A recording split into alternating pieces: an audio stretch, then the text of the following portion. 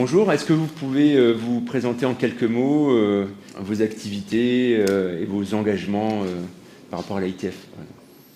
Oui, alors je m'appelle Jean-Pierre Pouillot. J'ai effectivement embrassé une carrière importante au niveau de la fonction publique territoriale, puisque j'y suis rentré en 1976. Et j'ai quitté cette fonction en 2015.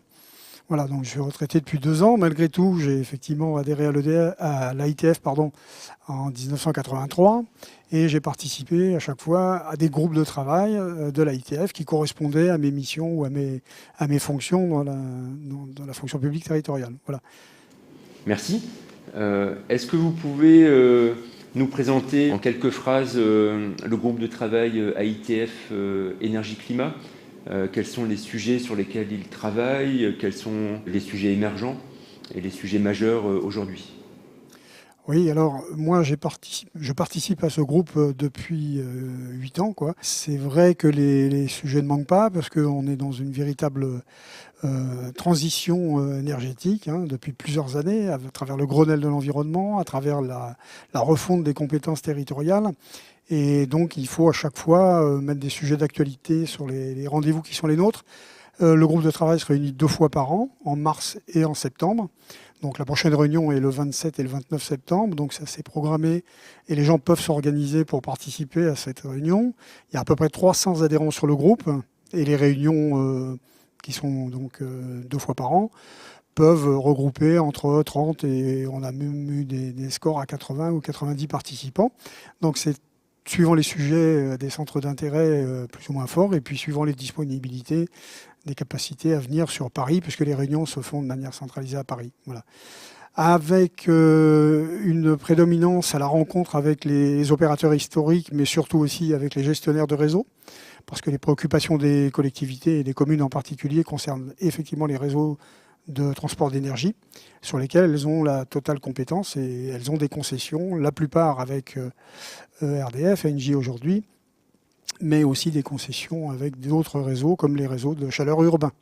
Voilà, donc on a des partenariats privilégiés aussi, en parlant des gestions des réseaux urbains avec des associations comme Amorce, avec des fédérations comme la FNCCR, et avec ces organismes, on engage aussi, alors ça c'est un vrai sujet d'actualité, puisqu'on vient d'avoir la confirmation par l'ADEME que l'enquête sur les consommations et dépenses d'énergie dans les communes, qui était conduite depuis 1995 par le groupe de travail, ont été reprises par l'ADEME en 2012 et donc deviennent une enquête quinquennale sous la maîtrise d'ouvrage de l'Agence de l'énergie et la maîtrise de l'énergie et de l'environnement, pardon. Donc cette enquête est importante puisqu'elle s'opère au niveau national sur un panel représentatif de toutes les collectivités au niveau national.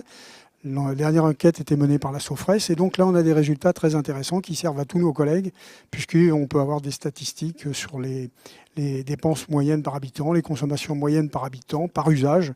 Et donc c'est un bon tableau de bord pour commencer à faire de la gestion d'énergie au niveau communal, sachant qu'après l'autre sujet très important, c'est de porter cette transition énergétique non pas à la seule exemplarité de la commune, mais aussi à l'ensemble de la population. Et là, c'est donc plus une démarche sociétale, une démarche collaborative. Voilà. Est-ce que vous pouvez nous présenter la e-communauté transition énergétique? Quels sont les sujets qui sont discutés? Combien de membres participent à cette e-communauté? Qu'est-ce qu'elle permet dans la dynamique des acteurs autour de l'énergie dans les collectivités?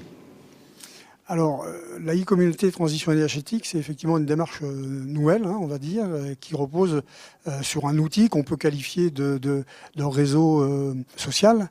C'est un vrai réseau social des agents territoriaux et des ingénieurs en particulier, parce que la transition énergétique, malgré tout, est aujourd'hui en charge des services qui s'occupent de la maîtrise et de la gestion de l'énergie, bien qu'ils doivent aujourd'hui associer, de par la transversalité de la loi sur la transition énergétique, des services comme la mobilité, des services comme le bâtiment et la construction, ou des services comme la voirie pour l'éclairage public, par exemple. Donc c'est une transition énergétique qui doit être menée effectivement de manière consultative, et puis qui doit surtout être portée par différents acteurs. Donc là, l'important, c'est dans cette e-communauté, donc ce réseau social, de faire part de l'expérience des uns et des autres. Donc c'est un premier lieu d'échange, apporter une expérience, apporter un témoignage, et ensuite, il y a un coordinateur de cette e-communauté. Moi, j'en suis l'animateur, et à nous deux, on se doit de développer justement l'usage et l'utilisation de ce nouveau réseau territorial, et qui peut apporter beaucoup de renseignements, puisqu'il y a tout un aspect documentaire, avec des documents de référence, des documents qui sont partagés par les adhérents, qui sont au nombre de 390 à ce jour sur cette communauté, et on engage d'ailleurs les confrères de l'association de l'AITF, du groupe de travail énergie, à adhérer à cette communauté qui deviendra un nouveau réseau de communication et d'échange d'expériences, avec des forums qui peuvent être sur des sujets d'actualité, ou bien des constitutions de dossiers qui peuvent être, ou des échanges simplement qui peuvent se pratiquer à travers ce nouveau réseau social qui sera très utile et qui est dans la transition aussi numérique de toutes nos activités.